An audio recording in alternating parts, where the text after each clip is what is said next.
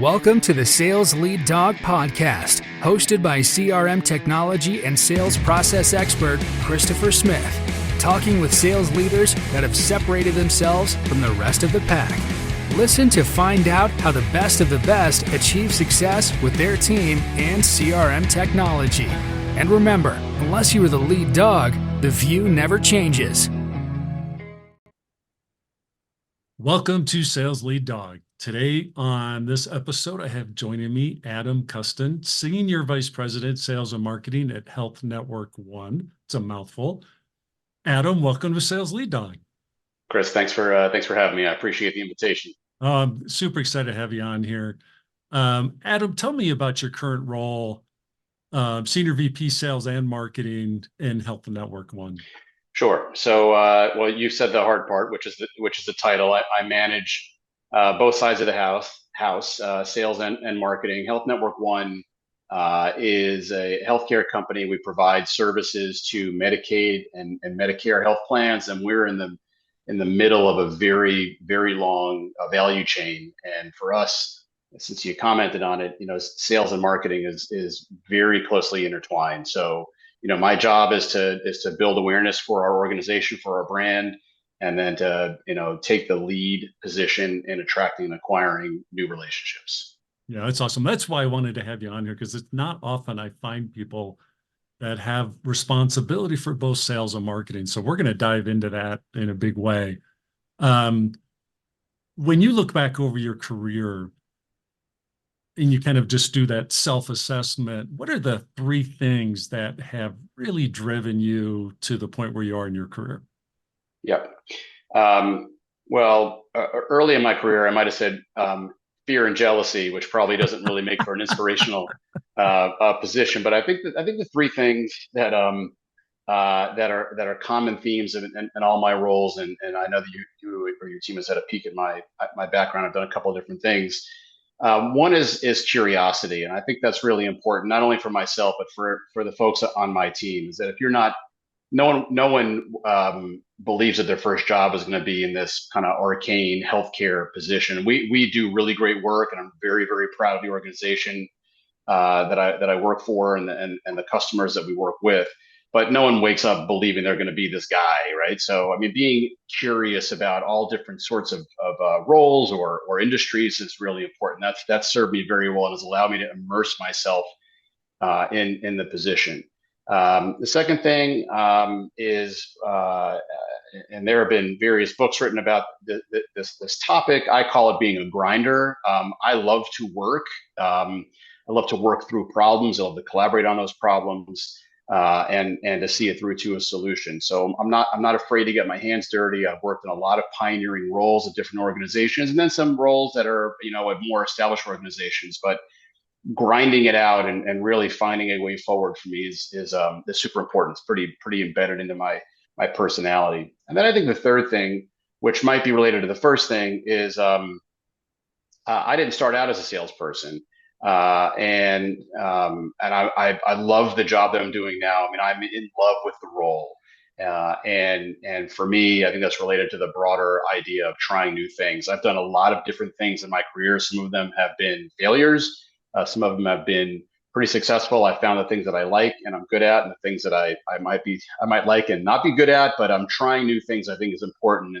And that I feel has kept me in a good spot to be valued by my organization and valued by my peers and customers as well. That's awesome. Tell me about your switch into sales. What's the story behind that?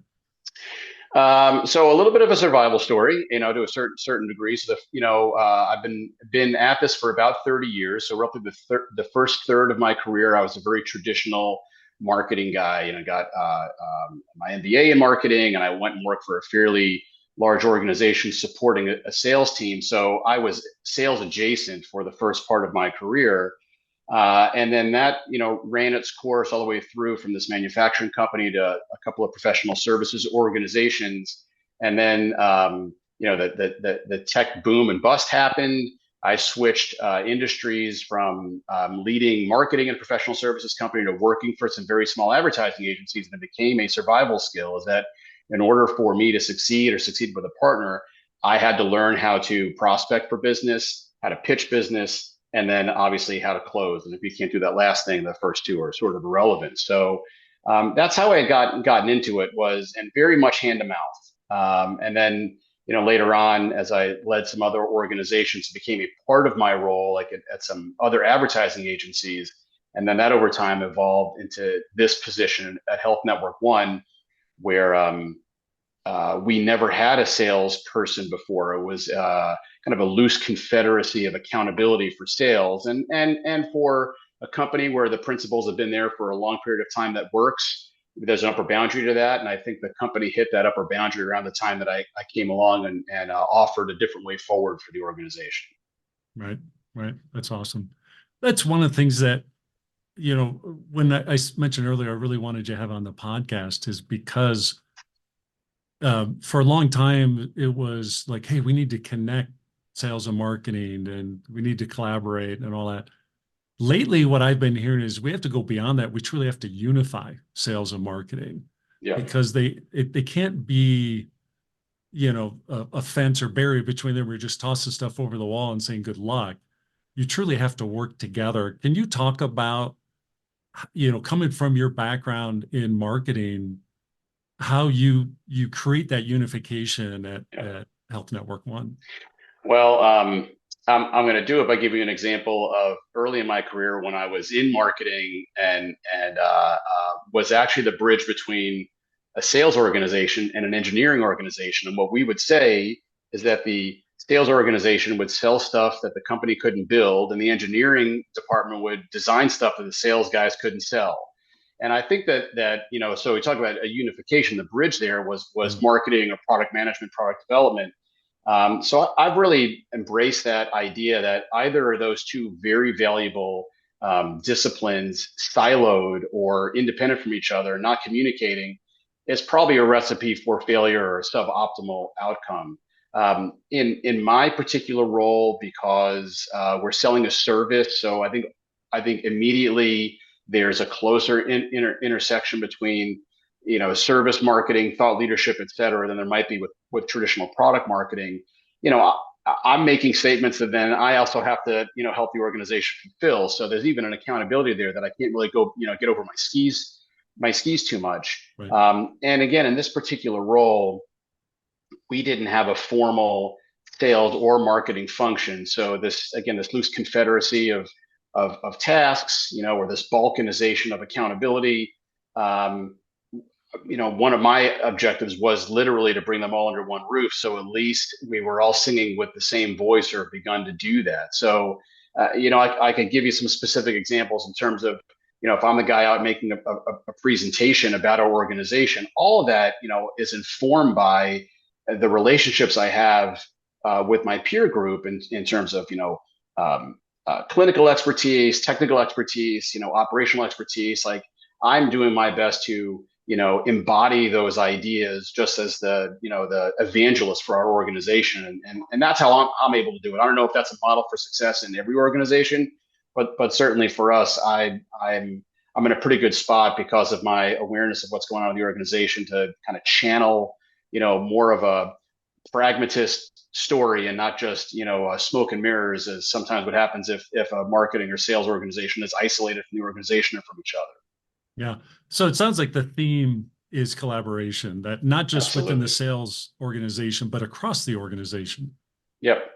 Yeah. That is very true for Health Network One. And at this stage in my career, and we just brought on a new guy, and I was giving him a little bit of background about what I do and how I do it. And what I said is that there have been other stages and other organizations, and I'll use air quotes so no one thinks I'm obnoxious, but I was the smartest guy in the room for what we were doing. I was the subject matter expert for that thing. And I am not a healthcare lifer. I know enough about it to engage prospects and to bring them through the sales process, but not the smartest guy in the room.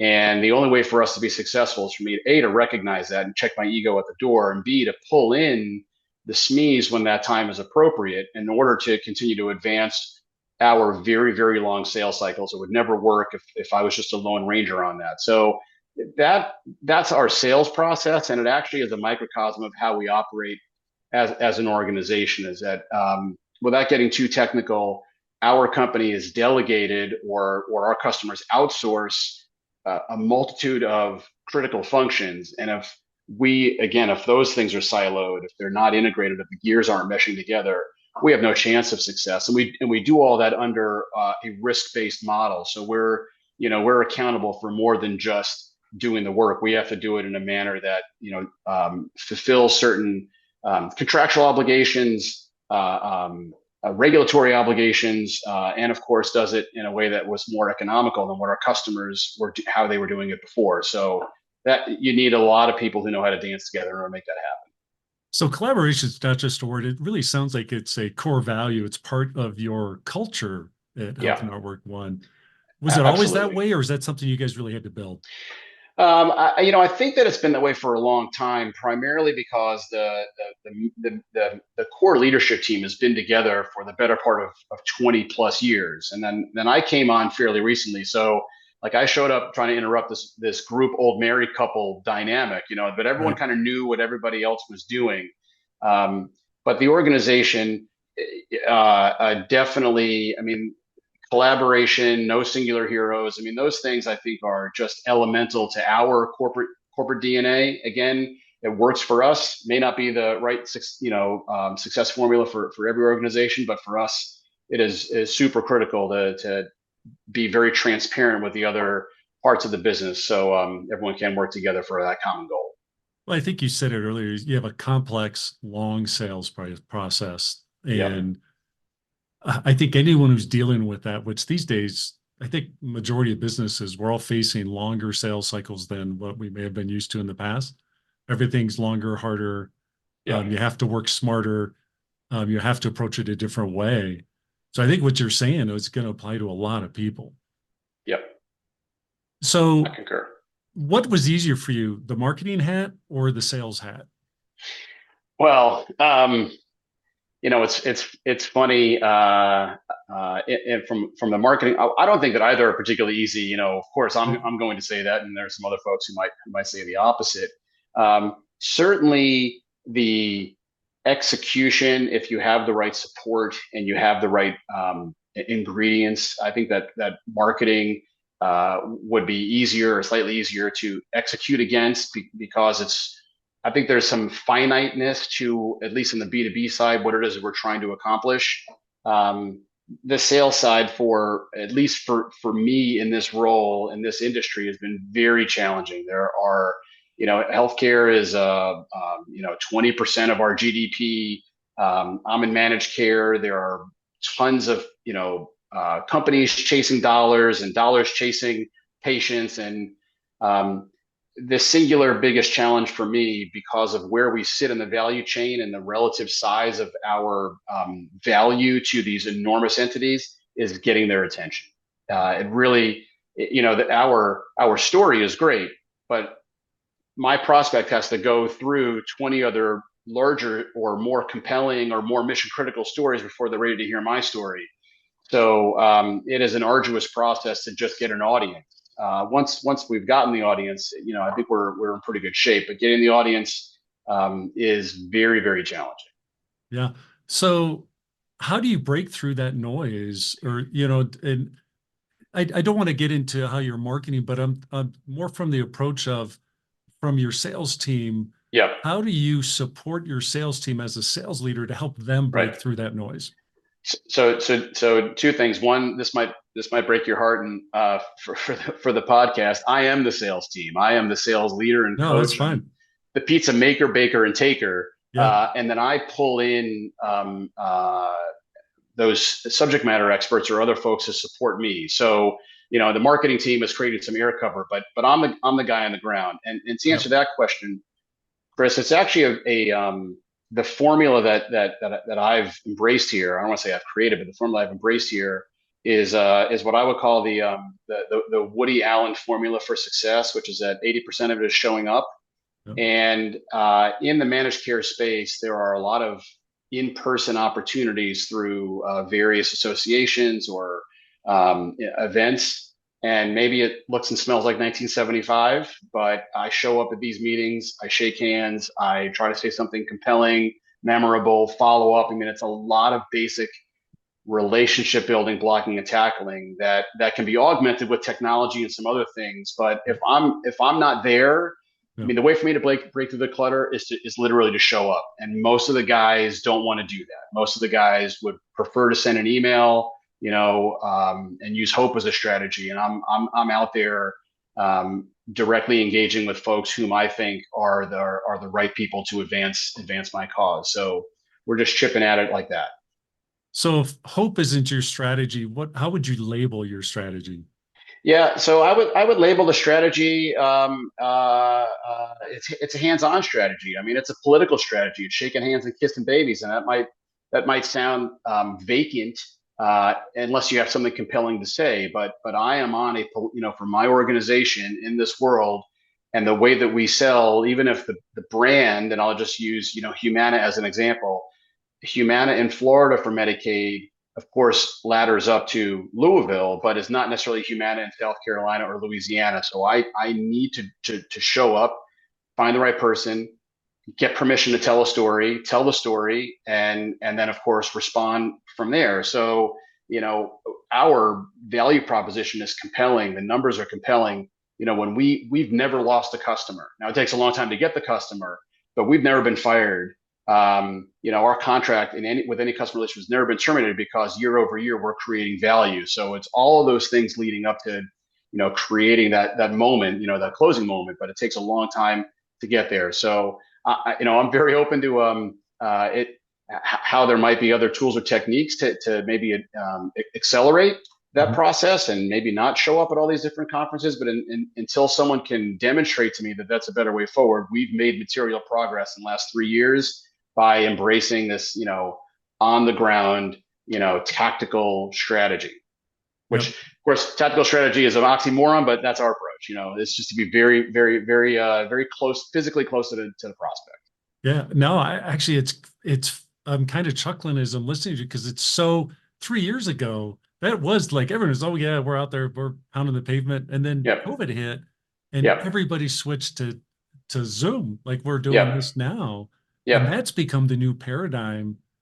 So actually showing up and get in front of people, that's like you're standing out just because you're Yeah. showing up. I mean, I don't know if it's innovative, and I would prefer to have this conversation with you in person. But I can just tell you absolutely my pipeline size wise and the progression of where they are getting closer to the bottom of the funnel has been materially positively impacted by making the effort to go there and not to have a conversation via Zoom or via email. It's Yeah. materially different. It's the same way in my world that, when we're doing our work delivering to our clients, we can do stuff over Zoom. There's tools out there, things like that, but there's nothing like being in a conference room with a big whiteboard Right. and a group of people that they're subject matter experts, the people that in the know, and getting the markers out and figuring out, doing the heavy lifting, like how do we make this work? How do we make this better? Couldn't agree more. Yeah, there's nothing like that. And I tell you, like my clients, they love it when we come on site because they feel heard. They can see, that path forward. Yep. Yeah. Agreed. What's your biggest challenge in your role leading both sales and marketing?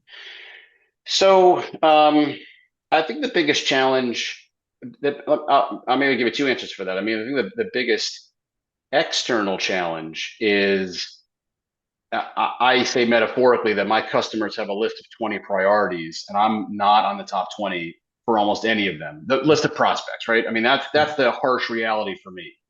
And when they get to number 20, they don't go to 21. They go back to number one and start again, right? Yeah. So, my challenge externally, which is both a sales challenge, showing up, and a marketing challenge, creating air cover or a burning platform to get someone to give a rip about that top 20.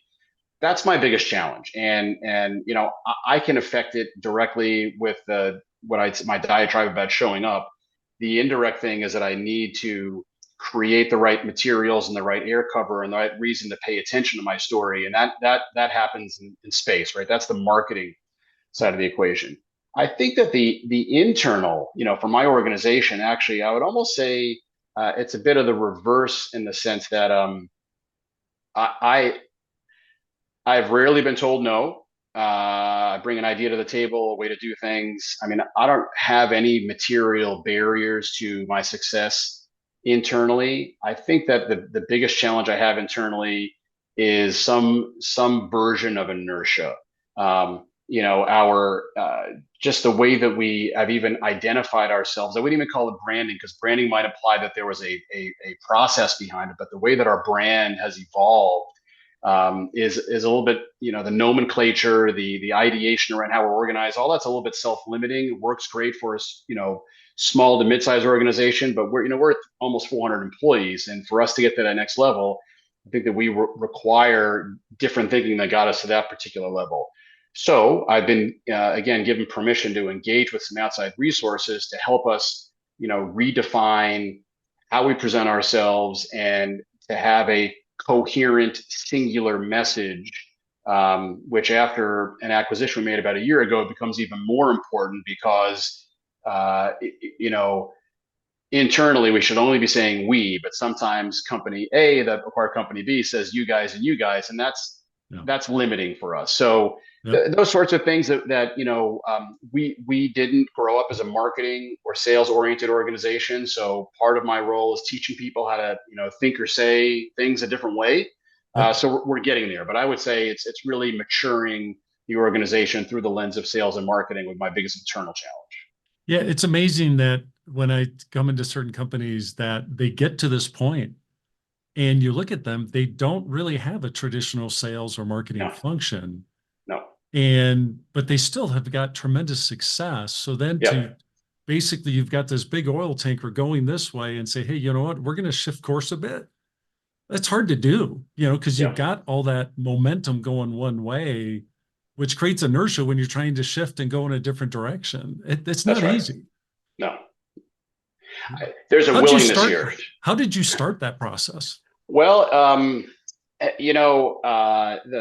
so I was doing some consulting for the company before I came on full time. I had gone to grad school with one of the founders, and he had called me, several years prior and said, "Hey, Adam, we're doing this big presentation for a company that I had never heard of before, but they're, a Fortune 50 company, Centene.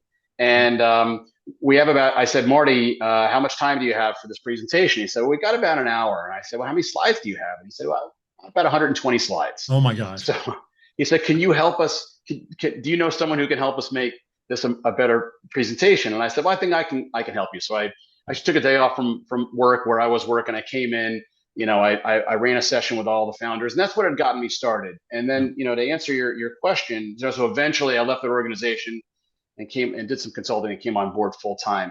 I asked a lot of questions, Chris. I think that was the thing, I could sense between the company president and the company CEO, there was this general frustration, and and it was because of how they ran certain things. Where if you had two people who were both in the meeting and they were meeting one guy, who's following up, right? Like no one knew who to follow up with. They didn't know how to follow up. They didn't know what the kind of the progression is of reeling somebody into a conversation, because they didn't really professionalize that part of the business. Right. So I just raised my hand and I said, and I started on the marketing side, doing some recruitment efforts for healthcare providers, not for customers. My job is kind of customers above me and healthcare providers below me in terms of the communication. And I showed them I knew how to do it, irrespective of the industry. And then I started asking them questions about this stuff. And then I raised my hand and I said, "Hey, why don't you let me be that, in essence, that coordinator for that particular activity?" Yeah. And what made it work, for me in this company was I wasn't encumbered by all of the things that those guys knew. Right. I obviously I had my own skill set and way of approaching problems or challenges, but I wasn't encumbered by, well, we've always done it this way, or if we do this thing, then we'll get stopped in this other spot. And that's what really built a lot of momentum for me. And as I was able to show, some degree of competency and confidence, it just expanded, my role. So when I got started here, there was just me. I have a team of 7 now. They're on the marketing side, and the next step for me will be to find the right people to continue to do the sales building side of the equation as well. So it's been a pretty good run. Yeah, no, that's awesome. And because Yeah. I'm thinking too that even though you don't have people maybe with the title of sales, in reality, you've got a leadership team that's probably very involved in sales. Absolutely.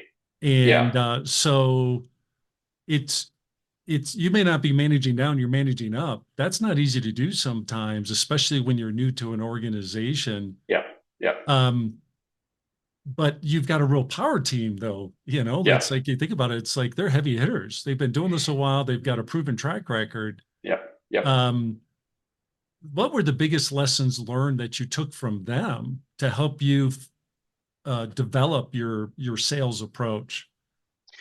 Well, I think, maybe in an indirect route, the value, the embedded value of them not having this formal sales role was they had and have great relationship capital. They just didn't know how to necessarily leverage it. So I think the learning there is, as much as, I just promoted me and said I was unencumbered by all this stuff, there's also real value in the encumbrances, which, because they're attached to people and and relationships and history and knowledge. So it's been an interesting construct, because, as I mentioned earlier, most of these guys have been together for 20 years and or more in the same spot for 20 years. So I had a boss who used to say, when you're inside the jar, you can't see the label. So I was the only guy who was able to say, hey man, this is what your label looks like. And that was not, I can't emphasize enough, no one ever said to me, hey man, you don't know what you're talking about. Everyone was very respectful of the fact that I came with an outsider's perspective and said, hey, other companies do it this way, y'all ought to consider that. And then it was the collaboration of saying, well, now let's fit that external model into our internal construct so we can do something with it. So it's really been a one-on-one makes three. I've learned way more than I thought I would learn about medical economics and all these other things that drive the actual business, which is the learnings for me is that, if you're a sales guy and you don't understand how the stuff works on the back end, you're bound to step in a pothole, and that's bad. So, going back to some of my success factors about curiosity, I have made sure I have a deep enough comprehension about how we, make the sausage here. Yeah. So I'm able to convey that appropriately and not misrepresent what's possible. Have you ever had a mentor in your career supporting your progression and development? Chris, is a great question. And if you were to say at the end of this, hey, what's your one piece of advice for someone, which is what I share with my children, my 2 boys, is to get a mentor. And it's a huge gap for me, career-wise, which, I'm at a different spot now, and I rely on people differently, but there has never been, that gal or that guy who's been able to say, hey, Adam, you got to do this. I've played that role for other people. I never sought it out. And it's a limiting factor for me. So, I'm regretful that I didn't find that. And I would say that maybe the opposite side of the same coin is learning how to ask for help. So I would just say that those are the 2 things that, I have 2 sons who are in college, and I implore them to find a mentor and to know how to ask for help, because those 2 things are signs of strength, not signs of weakness in trying to advance whatever it is you're doing, not just your career. So wish I could tell you a story about a mentor, but maybe someone will tell a story about me one day, but that's what I got. Yeah. I tell you, I'm in the same boat as you. I've been an entrepreneur most of my career, but there have been a handful of times where I've come across these people and I just like latch onto them. Like, right. I just want to pick your brain. Can I take you to Right. lunch? Can we go for a drink? Whatever. Right. I want to pick your brain on some stuff. And I tell you, that is gold. And so I see the same thing to my kids. It's like, it's all about relationships. Yep. It's about making those connections. And it's about learning, and it never stops. It's the thing, like, even at our age, I still am, calling people and like, hey, can we get coffee, lunch, whatever? Same as I tried to do 20 years ago. Because it just, if you're not learning, you are stuck in the mud. You're not learning, you're dying. Yeah. So I think that's really important. And I'm not sure what our age is, but we're both not 20. So I know Yeah, that's I right. know I You got know the I gray know hair. that. Yeah, I know that. But yeah, no, I think it's really important to maintain that perspective about curiosity. I mean, the third thing I would say, which maybe at least the first two things about getting a mentor and asking for help, I think are achievable. The third thing, I'm not, and maybe it's a third and fourth thing, so I don't want to get on a rant here, but one is about reading. And unfortunately, with the way technology is and the way kids are taught today and other things, it's really challenging to get someone to read, which of course, from a communication standpoint, you got to write really good emails, right? These brief emails have to be very, very hard hitting. I think the opposite side of that coin is writing. And I will tell you, as a marketing leader, when I was hiring marketers, that was the death knell for me. Like and there are plenty of people who are bright, have really good ideas, and can't write. And it's just it's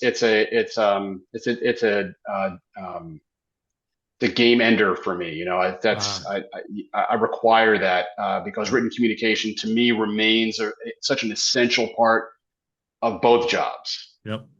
It amazes me at some of the stuff at points in my career. I've had people write sales proposals for me Yeah. and like it, and I just be like, oh my God. In my mind, I'm thinking this sucks. And like, how do I, but it's like, to me, it's like, say, I'm like, we are not putting that in front of anybody Well, outside of this course not. organization. It's like, no way. And it kills me that it's like people Yeah. can't write. I'm just going to tell you without revealing the human. I hired a person fairly recently. Yeah, That person is no longer with the organization. That person had a journalism degree, yeah, and I've gotten more than one sentence without a verb in it. I'm like, I think that there's something missing here. Can you help right. me? Yeah, So I'm not sure how that person got through their educational process, but P.S. no, It's if yeah, one cannot write, one cannot be on my team for the roles that I need them to play. It's just no, it's a deal breaker. not in sales, not in marketing. You Yeah, have to be able to write. It's yeah, just core to communicating. It's more than just talking. You have to be able to write. right. Let's shift the conversation about CRM. Do you love Okay. it or do you hate it? What is CRM? I'm kidding. So I'm kidding. So we have a CRM system. I love the idea of it, and I think it would be maybe career limiting to say otherwise. I mean, I think it's hard to deny, and I've been in and around CRM systems for a good part of my career, but never heavily reliant on it. And I don't think it's because I'm a luddite and I don't want to use it. I think that, as I expressed to you in Yeah, in my construct, there's a lot of hand-to-hand combat. And having said that, we have invested in the CRM system, and I don't think we've done a very good job with it. So I recently hired a sales operations director whose role is to help us leverage the investment made in the technology. I am certain, even if it's just kind of retrospective cataloging of activity, kind of this primitive level one stuff, we're not doing a good enough job. I mean, my pipeline, I said it was larger, but it's still filled with countable numbers. yeah, It's not 10,000 prospects. That's the addressable universe for me is not even nearly 10,000. yeah. So, I am certain that we can do more with even the rudimentary implementation that we have. So I've leaned into it by bringing on a resource who can address it full time. I think that's a great idea. I just had that conversation with another client of ours where I just told them, like, look, for this to really work, it's not about the technology. It's about people, process, and data. I say this all the time. Right. You Right. have to have someone who owns CRM, who's responsible who's establishing the standards, who's training people to the standards. When it comes to data, when it comes to process, that really is keeping that watchful eye on it, making sure we're moving forward and we're actually generating return on this investment. Right. It's not going to happen on its own. Right. Right. You have to be intentional about it. The other way that I think that really works for driving success with CRM is extending it beyond sales and marketing, extending it into delivery, that to help manage the handoff between sales and operations, customer success, whatever your organization might call it, in facilitating a really successful transition. Because, when you're talking about a long-term relationship, like you're saying, you've never lost a customer, it's because you guys are delivering, Yeah. and you're really making sure that you're having success. So you go back over the history of a customer, that initial sales, even though if it might take a year to land them, when you've got that customer for 8 or 10 years, that's just a small slice of the overall relationship. So, Right. when it comes to CRM, looking at CRM from a marketing perspective, because I think traditionally it gets tagged with sales, but putting your marketing hat on, how can a sales leader leverage CRM from a marketing perspective? What are some of the things that they might want to think about? Well, first of all, I appreciate what you said about better promoting the success of CRM by not limiting it to the silo of sales and or marketing. I think that's smart. And there are some things that we have done in provider recruitment and kind of how they literally get contracted and pulled into our back office system. There is a tunnel through our CRM system that does that, which is owned by a different group. So I appreciate you saying that. For us, our sales cycles, and you'd mentioned a year. I mean, I just closed a piece of business. The handshake for that piece of business was in October of 2018. So, oh my, I think that's a record for one of my guests here on Sales Lead Dog. I would like to not have that record, No. but there were a couple of things that gotten in the way. But what didn't get in the way was a gentle persistentness on my part to push it forward. And I think that the other deals with that organization will come a little bit quicker. But the reason why I say that is because the interactions between my organization and a prospect may be separated by fairly long periods of time, or they're processing, again, on that list of 20, if they can put me on their list of 20, right? Like all those things take a long time. And I have long gaps of communication where there might not be anything really substantive to say. And CRM may be the tip of the spear, but it's connected to marketing automation and other communication products from the marketing side that allow that conversation or that engagement to continue to happen without my direct intervention. So that's one of the ways that I'm looking at, enhancing the value of the CRM system, is that, of course, the data has come in through the sales arm.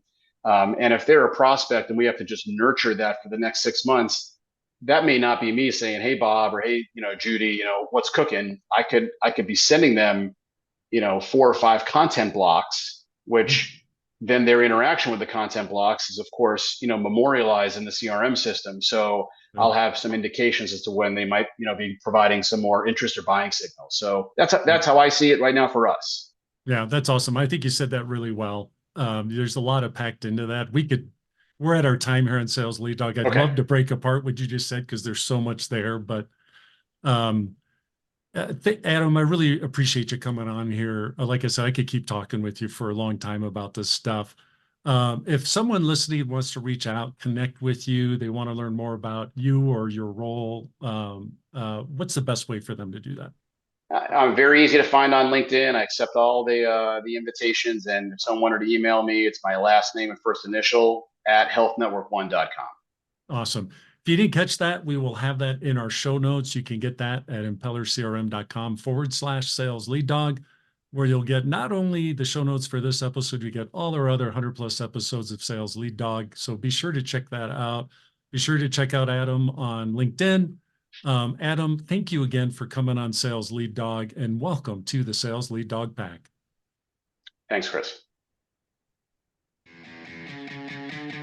As we end this discussion on Sales Lead Dog, be sure to subscribe to catch all our episodes. On social media, follow us on LinkedIn, Facebook, and Instagram. Watch the videos on YouTube, and you can also find our episodes on our website at impellercrm.com/Sales Lead Dog. Sales Lead Dog is supported by Impeller CRM. delivering objectively better CRM for business, guaranteed.